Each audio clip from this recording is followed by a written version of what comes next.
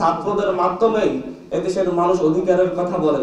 প্রত্যেকটা জায়গা থেকে মানুষ এখনো মুখিয়ে আছে নতুন বাংলাদেশের। 16 বছরের দুঃশাসন, ফ্যাসিবাদী শাসন, গুম খুনের রাজনীতি, মানুষ হত্যার রাজনীতি এবং অ্যাপলিটিশনের মধ্য দিয়ে এদেশের রাজনৈতিক দলগুলোকে গৃহবন্দী করে রেখে মূলত এই দেশের রাজনৈতিক ব্যবস্থায় শেষ পেরেকটি মারা হয়, বাকশাল 2 কায়েম করা হয় অঘোষিতভাবে। এদেশের রাজনৈতিক অধিকারগুলো যখন কেড়ে নেওয়া হয়, তখন সামাজিক আন্দোলন গড়ে ওঠে। আপনারা যখন 14 সালের পর থেকে রাজনৈতিক দলগুলো রাজপথে কর্মসূচি পালন করতে না পারছিল, তখন মূলত ছাত্রদের মধ্য দিয়ে, ছাত্রদের মাধ্যমেই এদেশের মানুষ অধিকারের কথা বলে, সরকারের বিরুদ্ধে স্লোগান ধরে। 2015 সালের ভ্যাট বিরোধী আন্দোলন সরকারের মস্তক কাঁপিয়ে দেয়।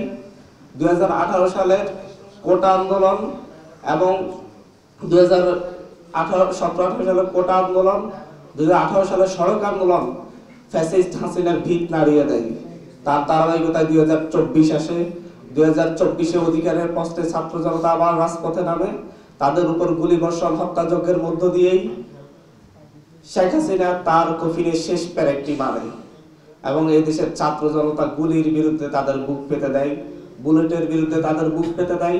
হাজার হাজার শহীদ হয়, হাজার হাজার ভাই বোনেরা আহত হয়ে হসপিটালের বিছানায় কাতরাচ্ছে। আমাদের এই সময়ে এসে আমরা বলছি ফ্যাসিবাদী শাসন ব্যবস্থার বিরোধ করতে হবে।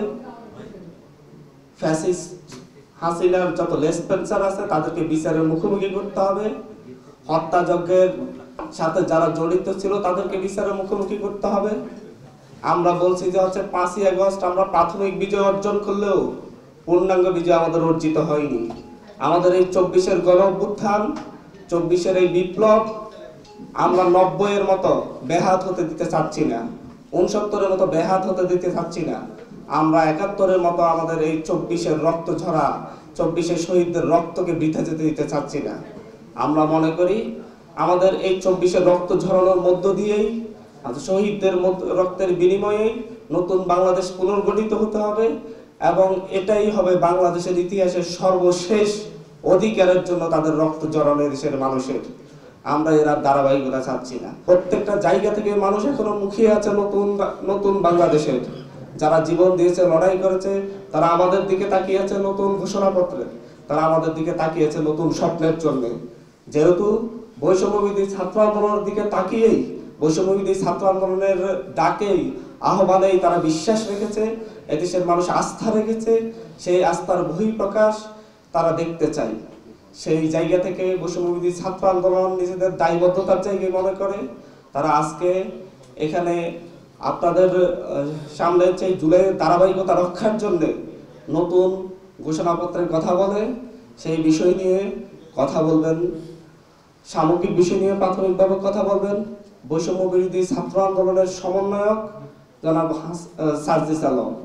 এখানে বলে রাখছি, আমরা আজকে এই সংবাদ সম্মেলনটা হয়তো আমাদের এই সংবাদ সম্মেলনটা হওয়া উচিত ছিল 5ই আগস্ট শেখ হাসিনার পতনের পরই। সেই আমরা আজকে এই জায়গায় বসে আমরা 5ই আগস্টে সেখানে ফিরে যাচ্ছি। আমরা মূলত এটা 5ই আগস্টের আগের ধারাবাহিকতা রক্ষায় আমরা আমাদের সেই পরিচয়টাই বহন করছি। আমরা এখানে একত্রিত হয়েছি আমাদের সেই আগের পরিচয়ে, যেই পরিচয়টাকে মানুষ ধারণ করেছে, মানুষ গ্রহণ করেছে, সেই আমাদের বৈষম্যবিরোধী ছাত্র আন্দোলনের সমন্বয়ক পরিচয়।